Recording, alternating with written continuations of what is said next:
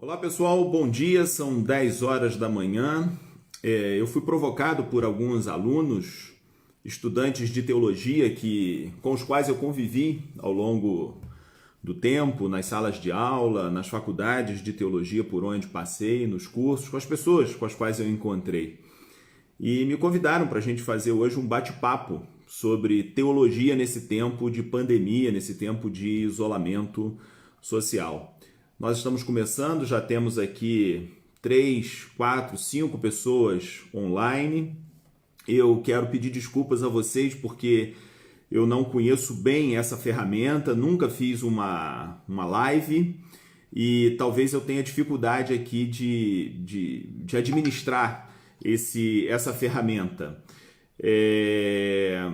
Eu estou tentando aqui acessar o meu computador para saber se eu consigo por aqui visualizar quem é que está chegando, quem é que está participando, se tem alguma pergunta. Ótimo, por aqui me parece que eu consigo descobrir. Se você for colocando aí um botãozinho de curtir, eu consigo identificar quem já chegou por aqui, né? Tem a Rosângela que está conosco. Tem também a Glauce, a Márcia, enfim, sejam todos bem-vindos. Pelos meus cálculos aqui, a gente tem outras pessoas assistindo. Eu não consigo identificar quem são, mas enfim, a gente vai começar em breve. A grande questão, né, que se coloca nesses últimos dias é que todos nós estamos vivendo um momento bastante delicado, um momento de isolamento social e todas as consequências que esse isolamento promove, tudo que ele provoca na vida das pessoas, na vida pessoal, emocional, saúde mental, inclusive, porque ficar dentro de casa não é simples, não é fácil. Umas pessoas lidam com isso de uma maneira melhor, outras têm muitas dificuldades para enfrentar essa situação. E o abalo também de natureza social, econômica, financeira, no mundo do trabalho, no mundo dos negócios, no mundo das empresas, produção, circulação de economia e por aí vai, né? Quem chegou aqui foi o Manuel Expedito, a Leia, a Márcia, a Rosângela. Enfim, muito legal. Que bom que vocês estão aí. Já somos aqui um grupo de 27 pessoas. Estou bastante surpreendido. Bom, pessoal, sem mais delongas, eu gostaria de dividir com vocês algumas impressões. Seja bem-vindo, Márcio. Márcio Sauan, meu grande amigo também. Bom, nós temos, primeiro de tudo, uma reflexão inicial sobre o tema que eu propus para essa live de hoje, né? O nosso tema é teologia em tempos de pandemia. Bom, a primeira coisa que eu gostaria de comentar com vocês é sobre o que significa teologia. É claro que num curto tempo de espaço, num curto período de tempo que a gente tem para falar sobre um tema dessa natureza, é muito difícil da gente sintetizar um conceito que é um conceito muito complexo, um conceito milenar, na verdade.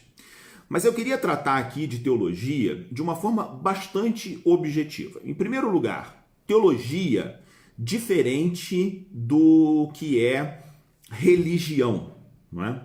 Teologia trata de religião, obviamente. Teologia se debruça sobre os temas que estão nas religiões, na religião cristã, na religião judaica, nas famílias e tradições religiosas que povoam as civilizações ao longo do tempo e nos muitos espaços diferentes. É claro que teologia tem esse aspecto religioso, mas teologia é diferente de religião se a gente entender religião como catequese, como doutrina, como doutrinação. Então, teologia aqui na nossa live de hoje é diferente de catequese.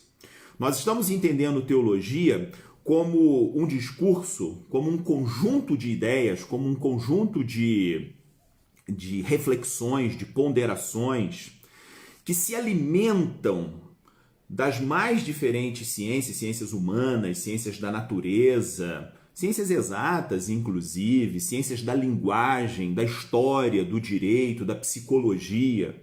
Entender a teologia como uma teia, como uma rede de argumentos que a gente utiliza para pensar a humanidade, para pensar o fenômeno humano. Pessoal, eu estou vendo que está chegando um monte de gente aqui, todo mundo dando bom dia para todos. Me desculpem aqui porque eu sou novato nesse negócio, fico um pouco perdido com essas informações todas aqui aparecendo na tela. Daqui a pouco eu vou fazer umas exposições rápidas, aí eu vou abrir para o pessoal fazer perguntas aqui pelo chat e na medida do possível, naquilo que eu souber, tiver ao meu alcance, a gente responde, ok? Bom dia para todo mundo, muito obrigado pela presença. Estou bastante feliz de ter podido proporcionar esse momento que é importante para mim também. Teologia é algo pelo qual eu sou apaixonado, estudei e continuo estudando boa parte da minha vida sobre teologia. Teologia me ajuda a iluminar outras coisas tantas na minha caminhada. Bom, então esse é o primeiro ponto que eu gostaria de colocar para vocês, né? Teologia é diferente de religião. Teologia como uma rede de ideias a partir da qual a gente enxerga a realidade. Teologia, portanto, ela é um olhar específico sobre o fenômeno. E aí, quando eu falo de fenômeno, eu estou falando do ser humano, eu estou falando da história humana, eu estou falando da religião e, claro, do relacionamento que os seres humanos, ao longo do tempo, tiveram com aquilo que consideram divino, com o sobrenatural, com todos os nomes e com todas as formas que essa percepção do transcendental adquiriu na vida humana. Ok?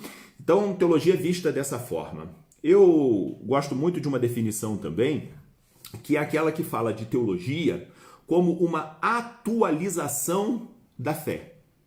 É curioso porque há um pressuposto nessa definição. Quem faz teologia parte de um princípio de fé, ou seja, acredita em algo. E por acreditar nesse algo, atualiza o discurso, as crenças, os fundamentos dessa fé para o seu tempo presente.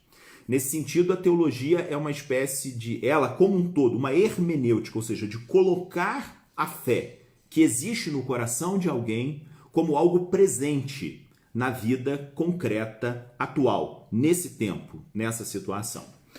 Então, basicamente, esses são os elementos que eu gostaria que a gente tivesse como pano de fundo para a gente pensar sobre teologia. A segunda coisa que eu gostaria de falar, temos aqui umas pessoas chegando, a Jane Mary, Jerusa, Eliane, prazer em conhecer você, muito bem, prazer também, Eliane, Luiz Gustavo, George Vinícius, Renato Araújo, enfim, tem uma turma aqui chegando, novamente, desculpa, estou meio perdido aqui com esse monte de mensagens chegando, algumas vão se perdendo, mas depois eu mando um alô para todo mundo. Obrigado aí pela presença. Olha, já somos 50 pessoas, estou bastante surpreso, bastante bem surpreendido. Muito obrigado. Bom, a segunda coisa que eu gostaria de comentar com vocês é sobre a ideia de pandemia. Olha, eu não sou médico, não sou infectologista, não conheço saúde pública. Chegou aí o Augusto, seja bem-vindo, Augusto, Ângela, muito bem, que legal. Eu não sou um profissional da área de saúde, mas eu queria falar sobre pandemia numa perspectiva um pouquinho diferente. A palavra pandemia tem dois vocábulos ali, pan e demo. Né? Demo de povo e pan de todos. Pandemia é a totalidade dos povos. É utilizada na área de saúde como aquela doença que infecta ou que pode infectar toda a humanidade. E aí tem uma coisa que eu acho que é muito potente nessa ideia da pandemia, que é a coisa da equalização. Mas espera aí que eu não vou entrar nesse discurso ingênuo que a gente tem ouvido por aí, que está todo mundo igual diante da pandemia. Não está, não. Há pessoas que estão sofrendo mais e há pessoas que estão sofrendo menos. E eu não estou me referindo só ao fato de que há pessoas que foram contaminadas, outras que não foram, ou umas que foram e conseguiram recuperar-se da doença. Não é isso só. Não é só uma questão de fenômeno médico, biológico, fisiológico. Não é isso. Pensar a pandemia como equalização é pensar que todos estamos sujeitos diante de um mesmo fenômeno. Isso é bastante interessante porque isso tem um pano de fundo teológico. Quem é o ser humano? A fragilidade desse ser humano e as capacidades e incapacidades que a civilização humana construiu ou não conseguiu construir ao longo do tempo. Algo que é inerente à sua própria natureza, digamos assim. A pandemia, nesse sentido, ela revela esses dois aspectos. Primeiro, a transitoriedade, a precariedade do ser humano. E não o ser humano brasileiro, o ser humano chinês, o ser humano esquimó. O ser humano como tal, indistintamente, em todos os tempos, em todos os lugares, com a quantidade de dinheiro e de recurso tecnológico que tenha, indistintamente está suscetível à contaminação da doença. Landry Schettini chegou aqui. Bom dia, professor. Concordo, essa pandemia não é tão democrática assim como dizem. Exatamente. É democrática no sentido de que todos são suscetíveis a ela. E isso é uma reflexão que a gente precisa fazer sobre essa precariedade, sobre essa fragilidade humana. Mas, de outro lado, uma preocupação e uma percepção de que no mundo, com tantas desigualdades econômicas, sociais, como é o nosso mundo, infelizmente, os mais pobres serão atingidos muito mais facilmente e muito mais gravemente nessa situação. Bom, ditas essas duas coisas sobre teologia e sobre pandemia, eu queria entrar naquilo que eu coloquei lá como subtítulo dessa nossa live, né? Gênesis 1 e o isolamento. Algumas pessoas antes, batendo papo comigo, me perguntaram assim, mas por que Gênesis? Bom, quem me conhece sabe, eu sou professor de teologia, sou professor de Bíblia, né? Então, eu acho que tem duas razões e queria compartilhar essas duas razões com vocês, né? A primeira delas é Gênesis. Esse nome Gênesis é um nome de ficção científica, é um nome utilizado na literatura, no cinema, é um nome que circula, né? Inclusive nos games da garotada, dos adolescentes, online. Por quê? Porque Gênesis, o nome tem uma sonoridade bonita e um significado, o princípio, né? E como teologia trata dessas questões últimas, dessas questões fundamentais, eu entendo que o livro de Gênesis, até porque é o primeiro livro da Bíblia, ele tem toda essa carga, digamos assim, esse apelo quase que de natureza propagandística. Essa é a primeira razão de ter escolhido Gênesis. Mas tem uma segunda razão também. O livro de Gênesis, ele é muito falado ultimamente. E em torno, especialmente dos primeiros capítulos do livro de Gênesis, capítulo 1, capítulo 2, capítulo 3, onde estão ali narrados episódios sobre a criação do mundo, criou-se uma falsa polarização entre religião e ciência. Criou-se uma falsa ideia de que religião e ciência não se encontram e que a ciência tem um discurso contraditório com o da religião e que o discurso religioso necessariamente precisa ser um discurso negacionista, ou seja, um discurso que se opõe às verdades da ciência. Ultimamente, inclusive, isso tem se aprofundado muito, como se teorias de natureza religiosa fossem teorias científicas ou pudessem se equiparar a teorias científicas.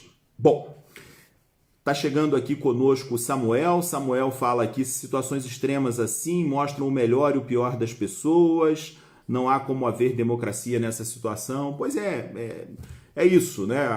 A pandemia promove exatamente isso, né? As reações também. E que são compreensíveis, porque diante dos impactos, das dificuldades, a gente tem muita dificuldade de se relacionar com isso tudo. Bom, eu falava sobre o livro de Gênesis, sobre tudo isso, porque... Por que escolher Gênesis? Primeiro, por esse apelo, né, do nome, essa coisa toda. Segundo, porque existe uma falsa polarização, uma falsa ideia de que a religião tem algo a mais ou melhor para dizer, ou de outro lado, né, no outro turno, que a ciência tem algo melhor, algo a mais para ser dito. É preciso que a gente entenda isso como visões de mundo distintas sobre a realidade. Religião não é ciência e não se pretende como tal. E a teologia, portanto, como uma reflexão crítica da religião, é exatamente isso. Ela não pretende ocupar o lugar das ciências substituindo-a, mas compreendendo-as e absorvendo e assimilando-as como conhecimento que pode fazer com que a gente caminhe, una, inclua pessoas, experiências. De outro lado, a experiência da ciência não é uma experiência de negação. Uma ciência que se ocupa de negar a religião, a teologia, também é uma ciência que se desvirtua, digamos assim, da sua finalidade. Agora, tem uma outra razão de ter escolhido o texto de Gênesis, né? O texto de Gênesis é um texto bíblico. E diferente de doutrinas religiosas, o texto de Gênesis ele tem uma densidade histórica. Eu quero explicar isso que eu estou dizendo. Densidade histórica é diferente de verdade historiográfica, né? Os relatos bíblicos não são relatos historiográficos. Eles não pretendem narrar a história baseando-se em documentos, em arqueologia. Não. O relato bíblico é um relato a partir da fé, da experiência de fé de um determinado povo, de determinadas comunidades, ao longo de muitos determinados tempos diferentes, ao longo da história de Israel, da igreja primitiva, das igrejas primitivas, lá nos primeiros séculos da era cristã. O relato bíblico, portanto, ele não é historiográfico, mas ele tem uma densidade histórica. O que eu quero dizer com isso? Ele é fruto de experiências concretas, de pessoas concretas, como eu e você. Então, nesse sentido, o relato bíblico, ele nos ajuda a pensar sobre quem é o ser humano, porque, em algum sentido, nós nos encontramos, nós nos espelhamos na experiência da Bíblia. Poderiam ser outros textos. Há muitos textos religiosos, filosóficos, literários, poéticos, espalhados pelas culturas do mundo afora. No Antigo Oriente Próximo, na Grécia Antiga, em Roma, nas civilizações orientais, na China, na Índia, no Japão, países asiáticos com uma cultura milenar fabulosa. Em todas essas experiências, a gente encontraria a densidade humana histórica que a gente encontra nos textos da Bíblia, né? Então, eu acho que isso é preciso ficar claro, né? A diferença entre história, historiografia, densidade histórica como densidade humana. Quem está aqui conosco também é a Ana Lúcia, seja bem-vinda. A Ruth Noemi, oi Ruth, prazer ter você aqui conosco. André Luiz, muito legal, que bom que está todo mundo aqui. Daqui a pouquinho eu vou abrir para a gente bater um papo, se vocês quiserem fazer algum tipo de pergunta, ok? Peço desculpas novamente a quem está chegando, estou aprendendo a fazer isso aqui agora. Se Deus quiser, vai dar tudo certo, tá? Bom, e por último, nesse nosso tema, eu falei também sobre Gênesis 1 e a experiência do isolamento. Chegou aqui José Roberto Ruiz, Rose Cerqueira, Edneia Aparecida, Carlos Erdi, Tayana Lima, enfim, muita gente legal aqui com mensagens, muito obrigado por todas, tá? Sejam todos muito bem-vindos. Bom, essa experiência de isolamento, eu acho que ela é muito ambígua, né? De um lado, ela tem essa coisa da parada compulsória, nós fomos obrigados a parar. E toda e qualquer parada compulsória, ela gera crise, né? Em primeiro lugar, aquela crise da negação. Não precisa disso tudo, né? O negacionismo. Porque ela gera uma crise nas pessoas, eu falava isso no início da nossa live, ela gera uma insatisfação, ela gera tristeza, ela gera um monte de insegurança, incertezas, né? Ela gera também problemas de natureza econômica, social, a gente está vendo aí a dificuldade, né? O sistema econômico dominante no planeta não dá conta de uma situação como essa, porque, de fato, a economia está estagnada. Sejam bem-vindos aí, Mavi, Débora, Mariana, Ângela, Fernandes, muito legal, parabéns. A Ângela está me dando os parabéns aqui, muito obrigado pela presença de vocês todos aqui comigo. Agora, ao lado da crise, essa parada compulsória, ela pode gerar, sem querer cair naquele clichê de crise e oportunidade, mas ela pode gerar, não gera necessariamente, mas ela pode gerar uma oportunidade. Há uma leitura, esses dias inclusive eu fiz um vídeo sobre isso, uma leitura muito pessimista da crise. A gente vai sair completamente derrotado. Muita gente morta, muita gente doente e a economia aos frangalhos. Isso é um jeito de olhar para a coisa, olhar para a metade vazia do copo, né? Haverá mortes, estão ocorrendo mortes, infelizmente, e a economia está ladeira abaixo, também infelizmente. Agora, há uma forma positiva da gente olhar para isso, que a humanidade vai melhorar, que as pessoas vão se conhecer melhor, que as coisas vão, enfim, as pessoas vão se dar as mãos, vão se irmanar, porque diante da necessidade, todo mundo entendeu que a gente precisa se ajudar. Eu acho que entre os pessimistas totais e os otimistas absolutos, né, eu acho que há erro nesses dois extremos. E acho, sinceramente, que a gente precisa de uma boa dose de realismo, né? Alguém aí para cima já mencionou isso, acho que foi o Samuel, com quem eu concordo com essa tese, né? A primeira oportunidade que essa crise toda nos dá é de saber quem exatamente nós somos, quais são os nossos limites, até onde a gente vai, né? Os nossos valores, eles não são forjados nas experiências que a gente tem do cotidiano, as experiências da calmaria. Os nossos valores profundos, valores que de fato nos ajudam a subsistir e a enfrentar as situações com maturidade, eles são forjados nas tempestades. Ou seja, é no turbilhão da vida, é naquele momento em que as coisas se acendem e que a gente está diante de crises muito profundas, é que nossos valores são colocados à prova. Bom, eu acho que, para começar, é basicamente isso. Teologia, pandemia, Gênesis e isolamento. Bom, queria falar um pouquinho agora sobre Gênesis especificamente, porque ele é o coração da nossa reflexão, ok? Bom, a gente está aí com 20 minutinhos, com mais 10 minutos eu acho que eu consigo concluir para a gente abrir aqui e bater um papo. Olha, já passamos de 80 pessoas aqui nessa sala de bate-papo. Muito obrigado. A Márcia Teixeira tá falando aqui, as lives têm sido uma oportunidade gerada pela pandemia. É isso aí. Sirene, Jorge, que legal, vocês estão aqui também. Sejam todos bem-vindos. A Débora. Ok, bom, eu queria falar um pouquinho sobre o livro de Gênesis, né? Tendo como pano de fundo que é a teologia e tendo como pano de fundo a ideia de que a Bíblia não é historiografia, a Bíblia é religião, e uma religião baseada numa experiência densa da história de pessoas concretas, como eu e você, com valores, com defeitos, né? Com avanços e com retrocessos. O Wilke, Julian, Ana Cláudia, Wilke diz aqui, a história do povo de Deus se inicia com grupos que não suportavam qualquer tipo de opressão. A Rita Magalhães chegou, maravilhoso, grande oportunidade. Wilke, seja bem-vindo. A gente que já compartilhou tantos espaços aí, refletindo sobre teologia. É um pouco nesse caminho que eu estou tentando seguir aqui, ok? Bom, voltando. Gênesis, capítulo 1. Gênesis.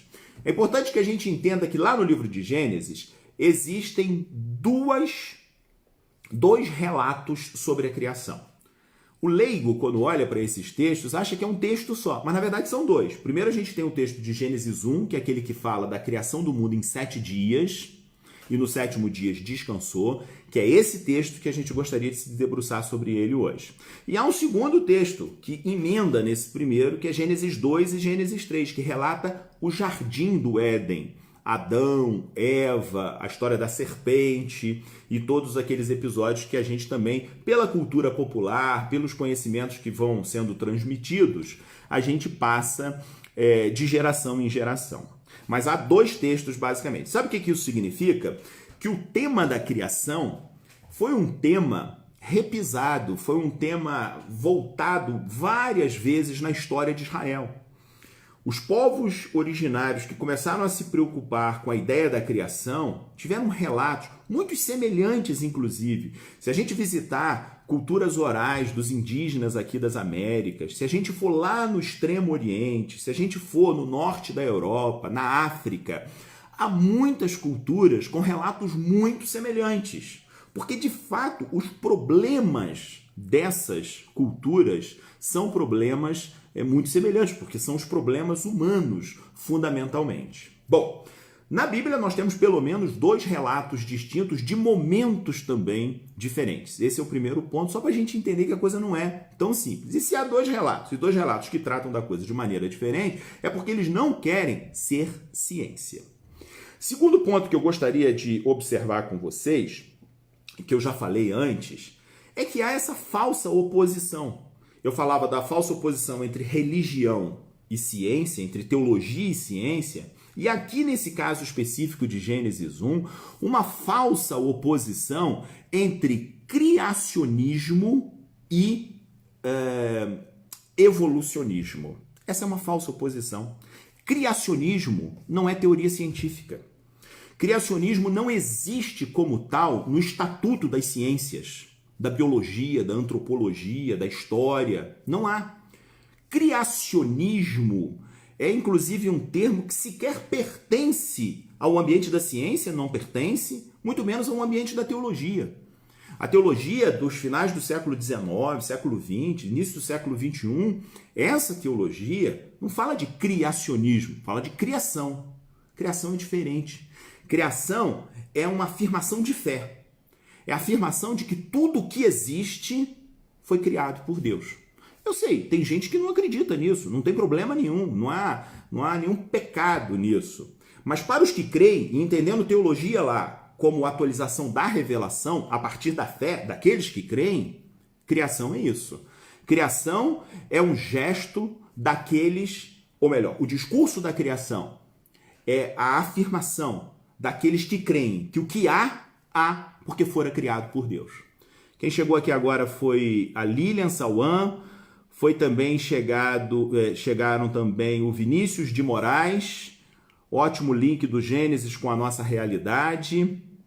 Ricardo Gondim também chegou, seja bem-vindo, Ricardo, chega um pouco atrasado, mas a atenção é irrestrita. Muito obrigado, Ricardo, pela sua presença, Vinícius, Lilian, todos vocês. A Rita Magalhães também aqui, maravilhoso, grande oportunidade, muito legal. Então, pessoal, voltando só para a gente frisar, a oposição, a polarização que existe entre religião e ciência, ela é falsa, ela não existe, não poderia existir, como é também falsa a polarização, a antagonização entre criacionismo e evolucionismo. Criacionismo não existe, isso não existe, isso não é termo científico, não é termo teológico. Na ciência isso não se sustenta, na biologia, na antropologia, na história. E na teologia, o discurso é o discurso da criação. É um discurso que parte de um pressuposto de fé. Eu creio, nós cremos que o que há, o mundo que há, fora criado por Deus. É isso. Bom, a outra coisa que é importante a gente falar sobre Gênesis é que ele está no fundamento da fé. Não significa que ele seja o primeiro dos fundamentos. Um colega aí para cima, o Wilke, mencionou que nas origens do povo de Israel está a ideia da salvação. E é isso mesmo. É a experiência concreta das pessoas que faz emergir nessas mesmas pessoas a sua consciência. Uma consciência que equilibra, que calibra consciência social e consciência teológica. Elas andam de mãos dadas. O povo de Israel, os primeiros textos que a gente tem notícia são os textos lidos agora, recentemente na Páscoa. Eu vi, diz o texto de Êxodo, a opressão do meu povo. Ouvi o seu clamor. Por isso eu desci, a fim de fazê-lo subir para uma terra que mana leite e mel. Essa é a fé embrionária, originária de Israel. A fé num Deus que liberta as pessoas. E claro que com o passar do tempo essa fé foi se aprofundando, se sofisticando, a gente poderia dizer assim. E o Deus que liberta não é simplesmente um Deus guerreiro. ao lado de outros. Isso na fé de Israel. É o Deus criador de tudo. E aí a gente volta no tempo e a gente vai lá para os textos de Gênesis, que embora estejam antes na Bíblia, são textos posteriores, Gênesis 1, por exemplo, e textos que vão falar então sobre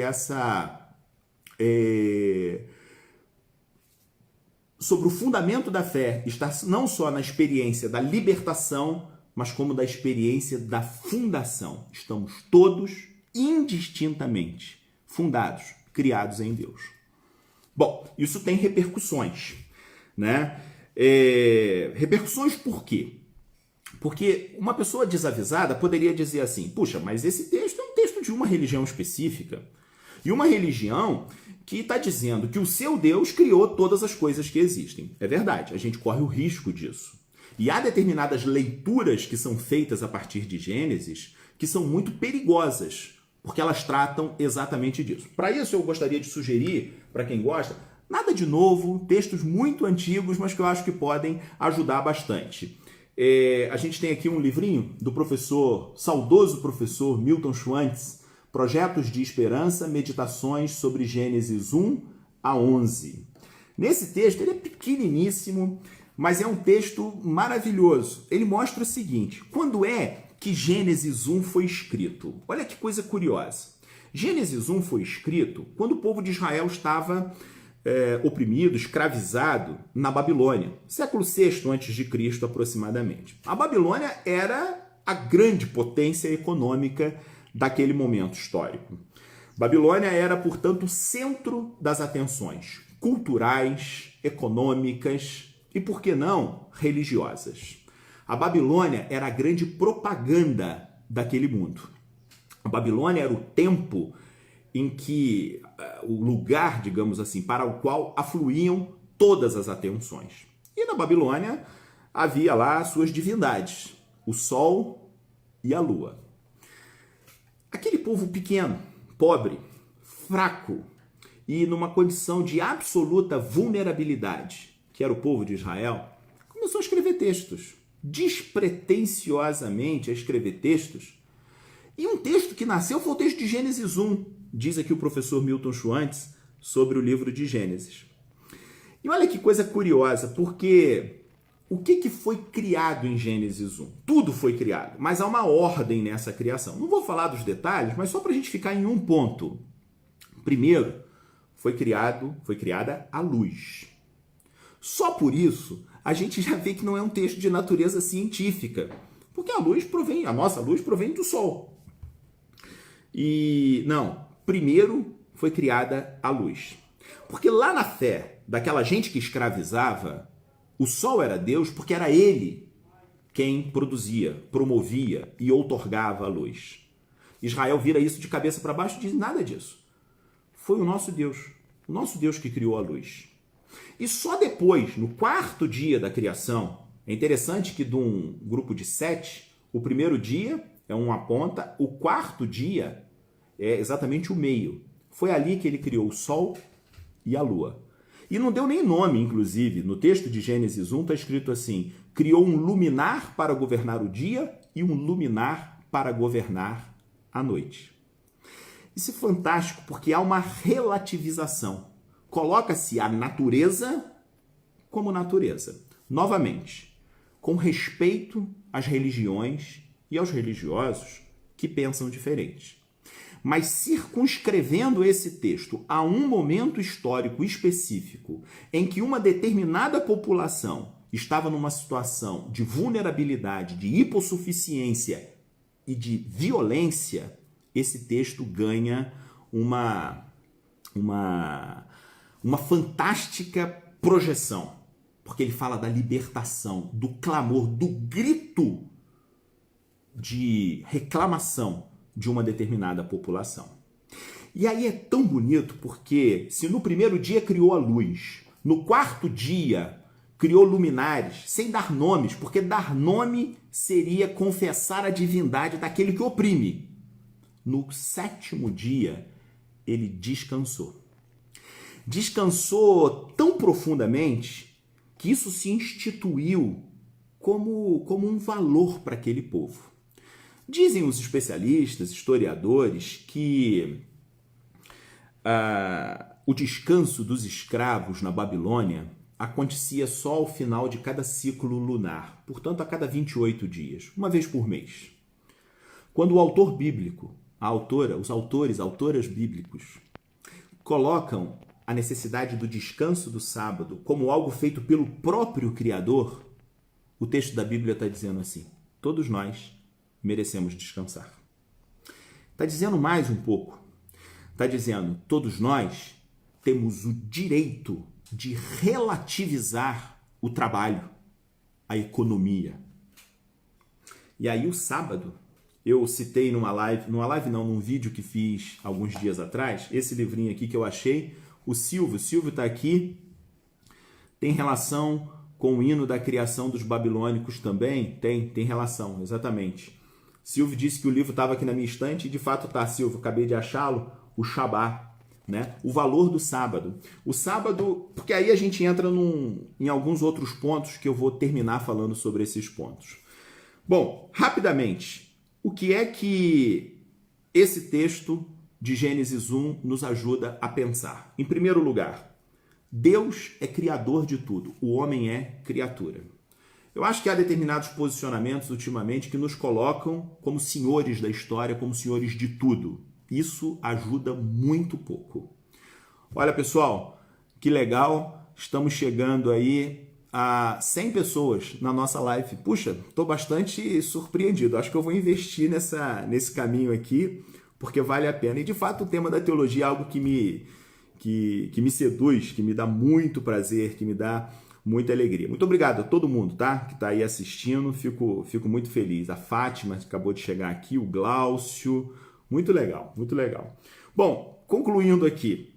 A primeira é essa ideia, né? De que Deus é o criador de tudo. E todos, indistintamente, somos criaturas. Segunda, Deus é o último fundamento da vida.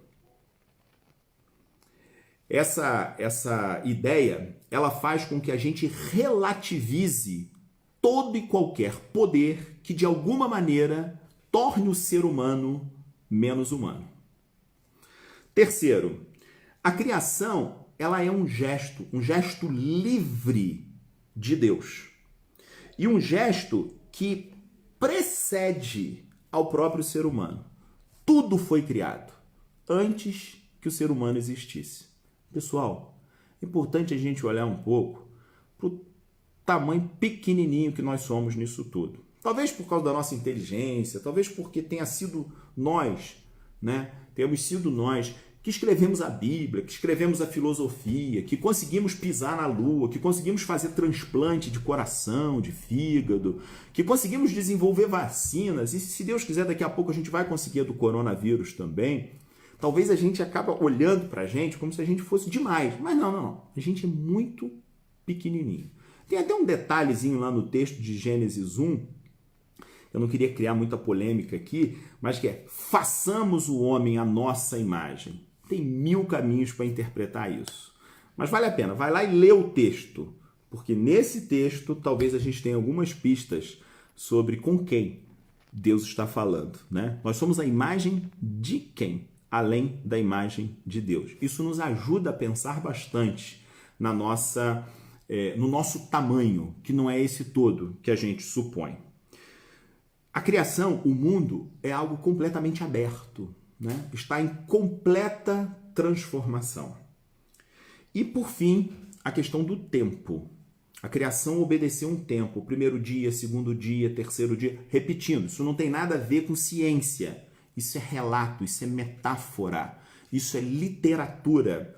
E a teologia, ela é potente exatamente por conta da sua densidade literária. Olha, o tempo é valorizado e por isso o sábado. Eu vou trabalhar 6 dias. 6 dias trabalharás, mas no 7º descansará. O descanso passou a ser um integrante indissociável da experiência humana. E aí, pessoal, a gente pode se encaminhar para concluir. Eu acho que esse momento de isolamento que a gente está vivendo é um momento muito semelhante a essa ideia do sábado.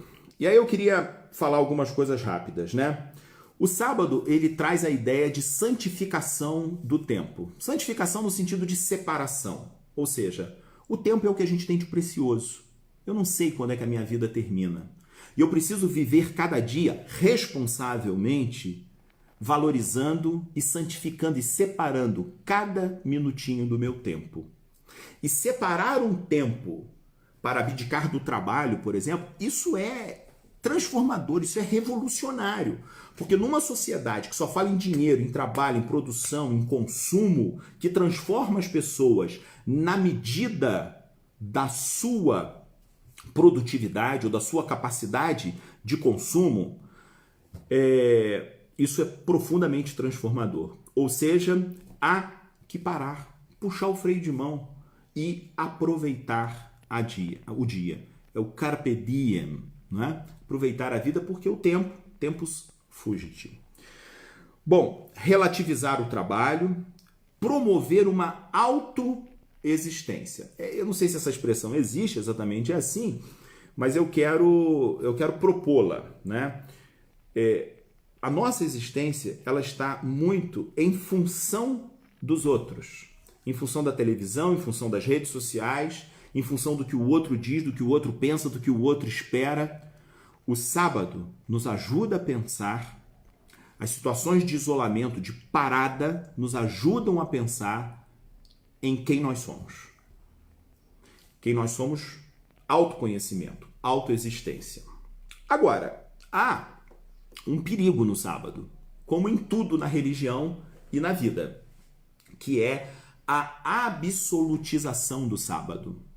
A radicalização do sábado como mandamento religioso tal que a gente cumpre porque está escrito que tem que cumprir, sem qualquer reflexão crítica sobre ele, cumpre como obrigação. E como toda obrigação, acaba se tornando opressão. E aí é um problema, porque o sábado deixa de ter o valor para o qual ele existe e passa a ser um peso sob o qual nós devemos caminhar. Por isso que Jesus lá no Novo Testamento disse assim: o sábado foi feito para o homem e não o homem para o sábado. Ele inverteu as bolas. Não somos nós a serviço do sábado, é o sábado ao nosso serviço.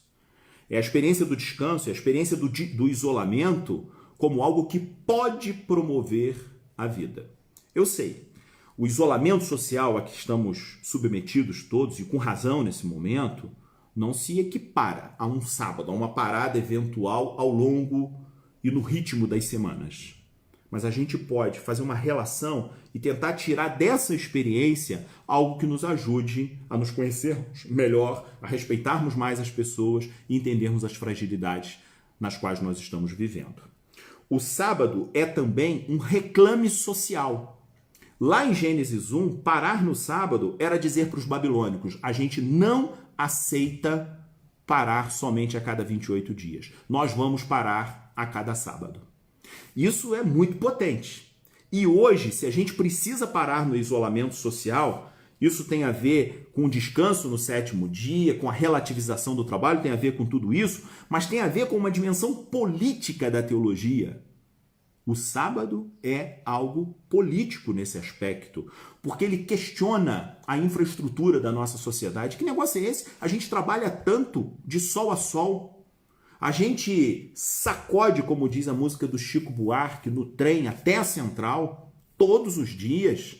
E não tem um hospital que seja capaz de atender a população de forma digna nesse momento. O que é isso? Que trabalho é esse que faz com que alguns pouquíssimos, ajuntem tanto e outros tantos, todos, a grande maioria, não tenha sequer o mínimo para dignidade?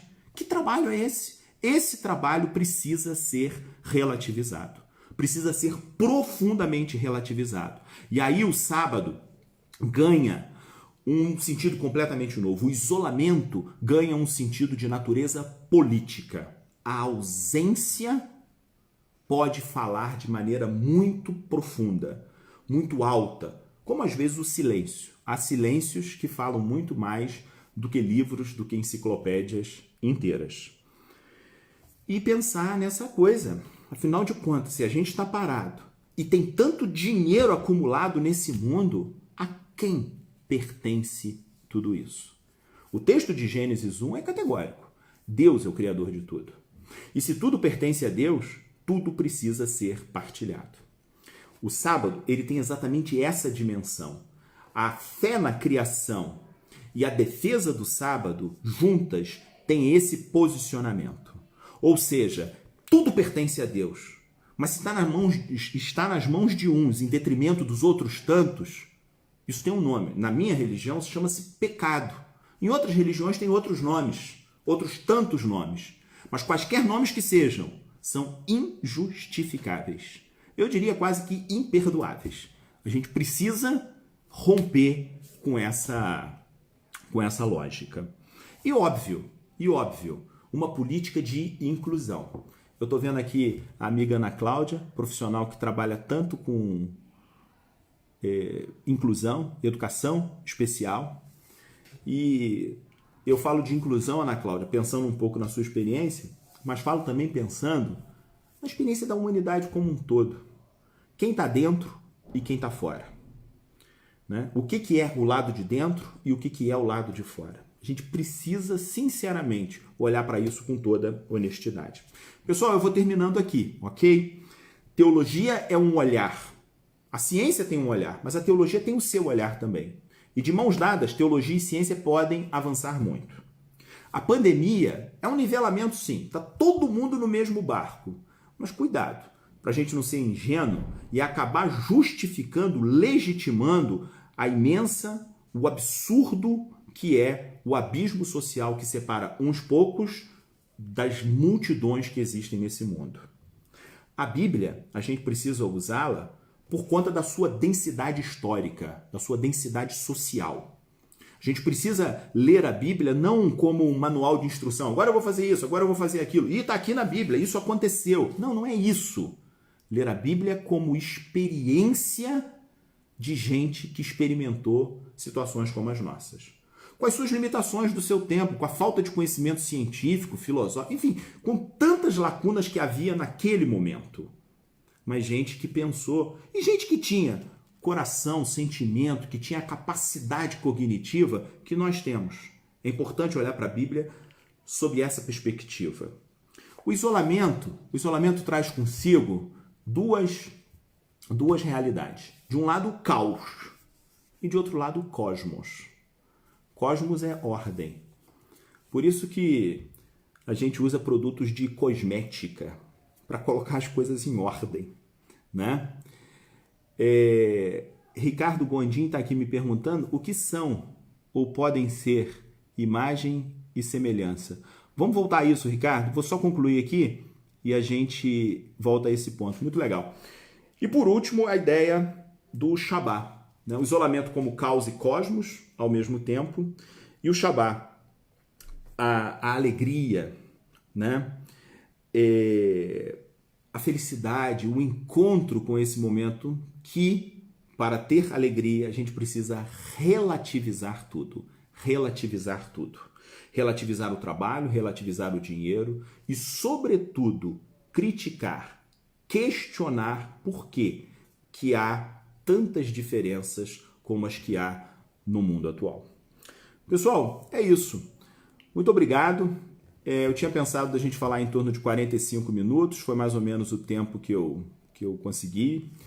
Muito obrigado a todo mundo que me incentivou a fazer essa live, foi bastante interessante. Deixa eu ver se eu consigo visualizar aqui para trás algumas perguntas, algumas coisas. Bom, o Ricardo falou sobre a ideia de imagem e semelhança, né? Olha, Ricardo, há muita controvérsia, né? Na literatura teológica, como na literatura bíblico-exegética, né? O estudo dos textos, né? Mas o fato é que o ser humano é imagem, ou seja, o ser humano representa, né?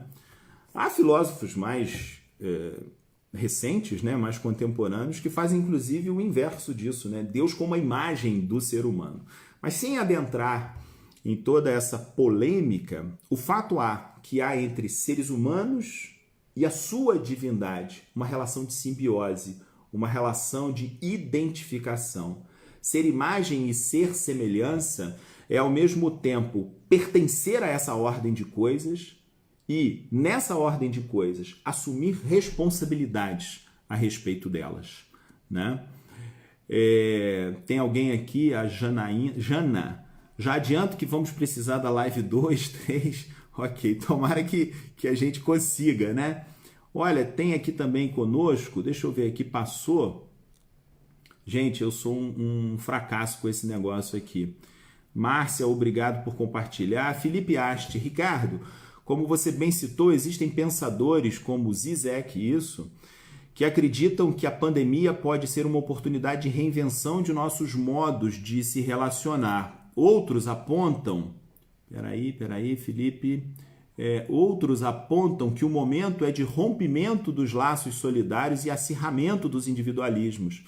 Pois é o que a gente está vendo muito, né, Felipe, inclusive. Sabemos que essa retórica de combate ao inimigo comum não corresponde à realidade. O efeito do contágio se dá de formas diferentes a depender da classe social, condição de vida. De que modo você acredita que a teologia pode contribuir para a construção do entendimento de que o que há de comum nesse contexto?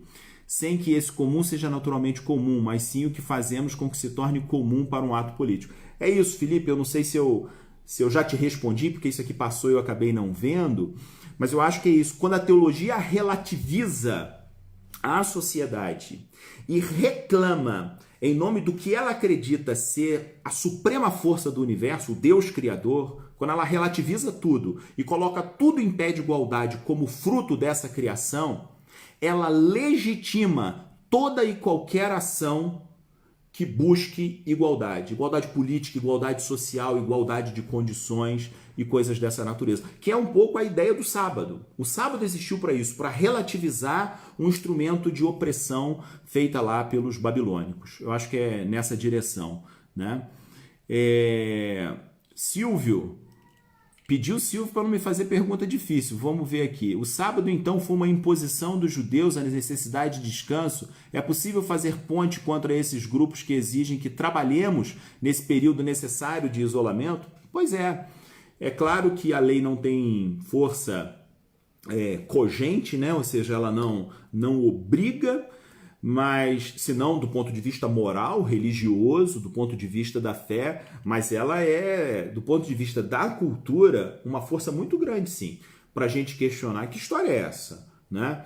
De que o trabalho tem que acontecer, custe o que custar, né? Além disso, existem estudos sérios feitos por economistas no mundo todo, no mundo liberal, inclusive, nas grandes universidades, mostrando que nesse momento é importante parar sim para que os efeitos econômicos, que serão muito profundos e ruins, eles sejam os mínimos possíveis nesse cenário todo, né? Então é até uma questão de inteligência nessa hora toda. Embora a gente compreenda a situação de muitas pessoas que estão sem condições de comer, condições de ter uma renda mínima.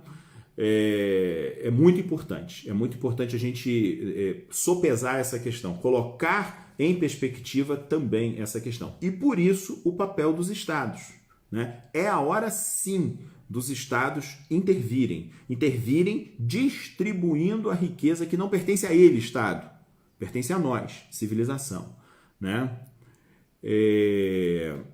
Muito bem.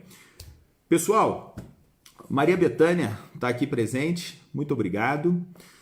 Elias Sauan, esse é meu irmão. Elias, o pessoal diz que eu sou parecido com o Elias, ou que o Elias, né, que eu acho que é mais novo do que eu, é parecido comigo, com a ressalva, claro, de que eu sou um pouco mais bonito que o Elias. Pessoal, muito obrigado. Eu vou, depois de encerrar essa live, eu vou publicá-la nas minhas outras redes sociais, tá bom? E em breve a gente marca outra assim, bate um papo. Quem quiser pode pegar o meu WhatsApp, tá lá na minha página, tem lá o número e a gente volta a conversar. Quem quiser fazer sugestões de temas. Carlos Frederico Schaffler, meu grande amigo, biblista, grande iniciativa, meu irmão, muito bom.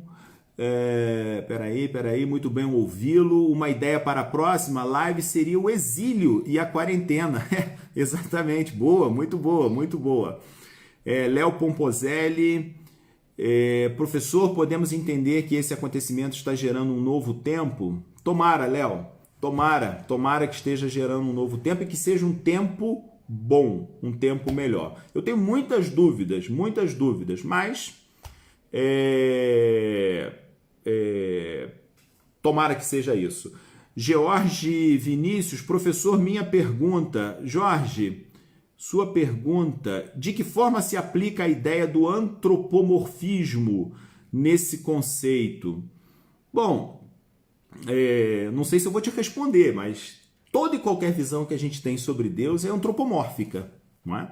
Ou seja, somos nós quem enxergamos. E mesmo que a gente acredite que Deus é maior do que nós, e nós acreditamos nisso, qualquer compreensão sobre Deus está circunscrita ao nosso jeito de olhar para as coisas. Não sei se eu te ajudo, te respondo com isso, né? Muito bem. Silvio Gomes, será que Lamentações poderia ser um bom tema nesse momento? Ótimo, ótimo. Muito bem. Boa ideia, pessoal. Vou ficando por aqui. Até uma próxima oportunidade. Muito obrigado a todos. Vou olhar todos os comentários. Se ficou alguma coisa para trás, eu respondo lá aqui no chat do Facebook. Ok? Um abraço para todos e muito obrigado. Agora, como é que eu termino aqui? Espera aí. Concluir.